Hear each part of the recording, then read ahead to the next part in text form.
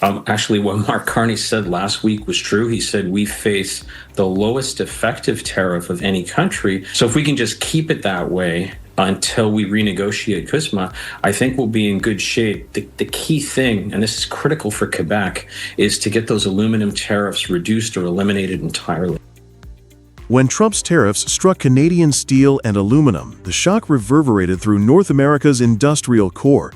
These metals are not marginal products. They are the foundation of Canada's modern economy, supporting auto plants in Ontario, aerospace manufacturers in Quebec, and construction projects nationwide.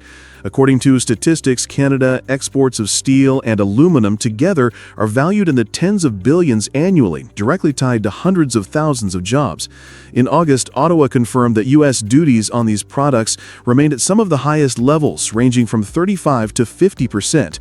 For Hamilton, Sault Ste. Marie, and Saguenay, those numbers represent far more than trade policy. They represent the survival of local economies built around mills and smelters that have anchored communities for generations. In response, Carney's government avoided escalating across the board. Retaliatory tariffs on most U.S. goods were lifted to keep the dialogue open, but countermeasures on steel and aluminum stayed firmly in place. Alongside that, Industry Minister Melanie Joly announced a $1 billion support package in July designed to sustain operations, safeguard jobs, and help companies weather the uncertainty.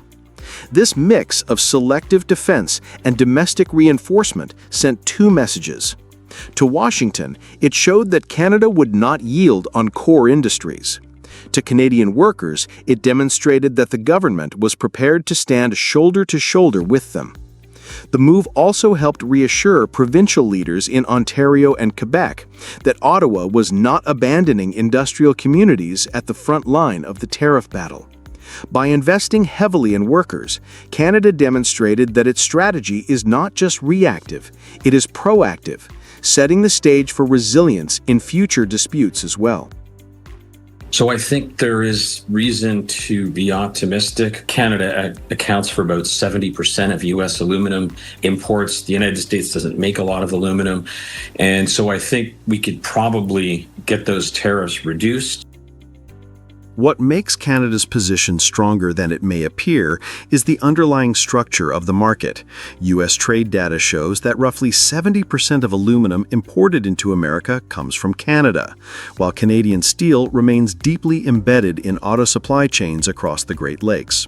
These are not easy flows to replace. U.S. smelters have struggled for years due to high electricity costs, while Quebec enjoys abundant hydroelectricity that allows its aluminum industry to remain globally competitive. In steel, Canadian inputs are vital to automakers in Detroit and suppliers in Ohio. Tariffs may create headlines, but they also raise costs for American producers and consumers. In practice, the U.S. needs Canadian metals just as much as Canada needs access to the U.S. market. That mutual dependence gives Ottawa leverage every time Trump threatens new measures. It is a reminder that geography and integration, not political slogans, define the real balance of power in North America's industrial system. The clash over steel and aluminum illustrates how Canada is adapting to an era of constant tariff threats. Trump has made himself the central figure in this drama, but Canada has refused to play the role of a passive target. By holding firm on core industries, delivering direct support to workers, and keeping channels of negotiation open, Ottawa has created a balanced strategy that combines toughness with pragmatism. As the 2026 USMCA review approaches, the resilience of steel and aluminum will be a benchmark for how well Canada has managed its relationship with Washington. Trump may rely on tariffs to project power, but Canada has shown that endurance, resource advantages, and careful strategy can be just as powerful. This is not a story of capitulation. It is the story of a country proving that it can defend its backbone industries and remain an indispensable partner in North America's economic future. The headline here is Trump expands 50% steel and aluminum tariffs to include 407 additional product. I got a problem with that guy. He's signing all these forms, Cleveland Cliffs. President Donald Trump has once again expanded his trade war. The White House confirmed that tariffs of 50% on steel and aluminum now cover hundreds of additional products. What began with raw materials now includes car parts, refrigerators, baby strollers, even the aluminum in soda cans. For American families, this means higher grocery bills and more expensive cars. For U.S. partners like Canada, it disrupts exports that depend on metal packaging and industrial inputs. And why doesn't he just stay in the U.S.? Because I'm done with this guy signing letters saying, yeah, bring all the steel down to the U.S., tariff the crap out of Canadians. This is not just a technical trade measure. It is a shock that links everyday costs with international trade tensions. Let's take a closer look at what this expansion means inside the United States and across North America.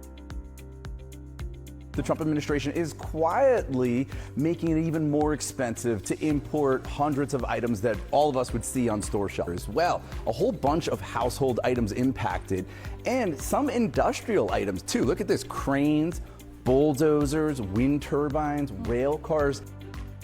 For consumers, the most immediate effect is inflation. CNN's reporting highlighted that import prices rose sharply in July, defying the White House claim that foreign exporters would absorb the tariffs. Analysts such as Pantheon Economics stress that American businesses and households are carrying nearly all of the cost. That cost is not small. Supply chain experts have estimated that the expanded tariff list now covers around $320 billion of products, creating roughly $160 billion in extra expenses that flow directly into the economy. Industries tied to steel and aluminum are already reacting. Farmers and builders depend on tractors, gearboxes, pumps, and construction machinery now hit by higher tariffs. Legacy manufacturer John Deere recently announced layoffs at 3 Midwestern facilities, citing weaker sales and the impact of tariffs on production costs. When major employers respond this way, the shock spreads into local communities. The administration's stated goal is to rebuild American steel and aluminum. Yet investment in those sectors requires billions of dollars and long-term certainty. The process so far has been anything but certain. Economists describe it as a policy direction that may be defensible in theory but clumsy in execution. This uncertainty, now often called Trumpian uncertainty, discourages companies from expanding or hiring because tariff rules can change with little warning. We aren't going to roll over. We aren't going to kiss his backside. We're going to fight like we've never fought before. Trump's tariff expansion has not gone unanswered. Canada, America's closest trading partner, has pushed back on 2 tracks. At the public level, Ontario Premier Doug Ford has taken direct aim at Washington.